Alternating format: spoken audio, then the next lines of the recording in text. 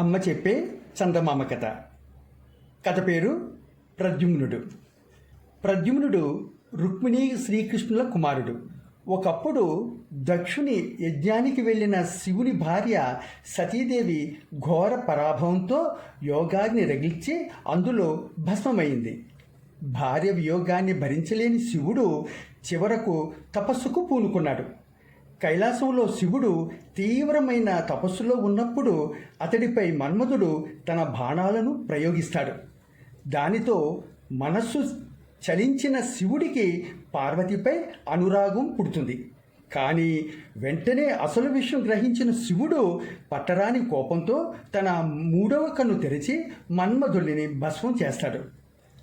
ఆ మన్మధుడే ప్రద్యుమ్నుడిగా రుక్మిణి గర్భాన జన్మించాడు. ప్రద్యుమ్నుడు పుట్టగానే ఆకాశవాణి ఇతడే సంభాసురుని సంహరిస్తాడు అని పలికింది. సంభాసురుడు రాక్షసుడు, పరమ దుర్మార్గుడు. ఇతడు జటాసురుడి కుమారుడు. ఆకాశవాణి పలికిన పలుకులు విన్న సంభాసురుడు ముందు తనే ప్రద్యుమ్నుడిని చంపాలనుకున్నాడు. అందుకే ప్రద్యుమ్నుడు పుట్టాడనే కబురు తెలియగానే స్త్రీ వేషం ధరించి ద్వారకలోని రుక్మిణీదేవి అంతఃపురంలో ప్రవేశించాడు. అక్కడ నిద్రిస్తున్న 6 రోజుల పసుకందైన ప్రద్యుమ్నుడిని ఎత్తుకుపోయి సముద్రంలో పడేశాడు. సముద్రంలో పడిన ప్రద్యుమ్నుడిని ఒక పెద్ద చేప మింగింది. అతడు ఆ చేప కడుపులోనే సురక్షితంగా పెరగసాగాడు. ఇంతలో ఒకనాడు ఆ చేప ఒక జాలరి వలలో చిక్కుకుంది.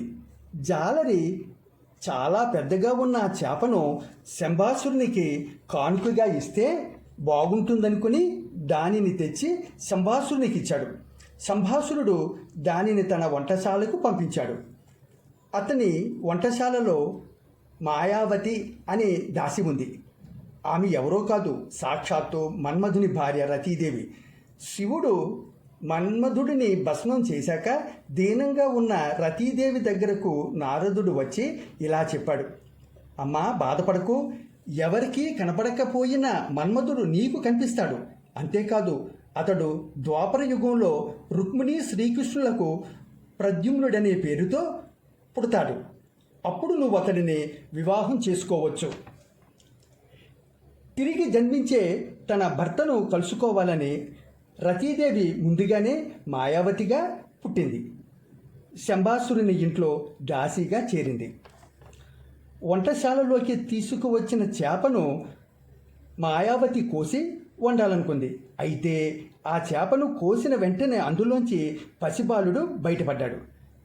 ఆమె ఈ వింతకి ఆశ్చర్యపోతుండగా నారద మహర్షి అక్కడికి వచ్చి ఆమెతో, ఈ బాలుడే ప్రద్యుమ్నుడు, గత జన్మలోని భర్త అయిన మన్మధుడు. ఇతడిని జాగ్రత్తగా పెంచు, ఇతడే సంభాసురుని సంహరిస్తాడు అని చెప్పాడు. మాయావతి నారదుని మాటలకెంతో సంతోషించింది.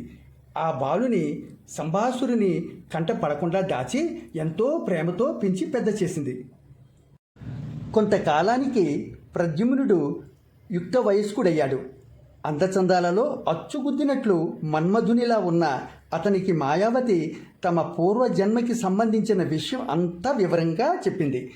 తామిద్దరూ రతిమన్మధులని, భార్యాభర్తలని తెలిసిన మన్మధుడు కూడా మాయావతిని ఇష్టపడ్డాడు. అంతేకాదు, మాయావతి అతని జన్మ వృత్తాంతం, శంభాసురుడు అతడిని సముద్రంలో పడవేయడం అన్నీ వివరంగా చెప్పింది. అది విన్న ప్రద్యుమ్నుడికి ఎక్కడ లేని కోపం వచ్చింది. వెంటనే వెళ్ళి శంభాసురుడిని చంపాలనుకున్నాడు.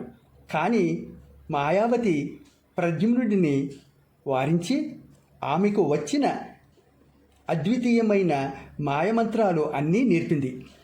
అతడిని ఎంతో శక్తివంతుడిని చేసింది. అంతేకాకుండా అతడికి సర్వశక్తు మాయా వినాశిని అనే మంత్రాన్ని ఉపదేశించింది. ప్రద్యుమ్నుడు సంభాసురుడితో ద్వంద్వ యుద్ధం చేసి తన శక్తియుక్తులతో అతడిని చంపేశాడు. తరువాత మాయావతి ప్రద్యుమ్నుడిని తీసుకుని ఆకాశ మార్గాన ద్వారకా నగరం వెళ్ళింది. అక్కడకు నారదుడు వచ్చి రుక్మిణికి ప్రద్యుమ్నుడి జన్మ వృత్తాంతం అంతా తెలిపాడు. ప్రద్యుమ్నుడు తన కొడుకే అని తెలుసుకొని రుక్మిణీదేవి ఎంతగానో సంతోషించింది.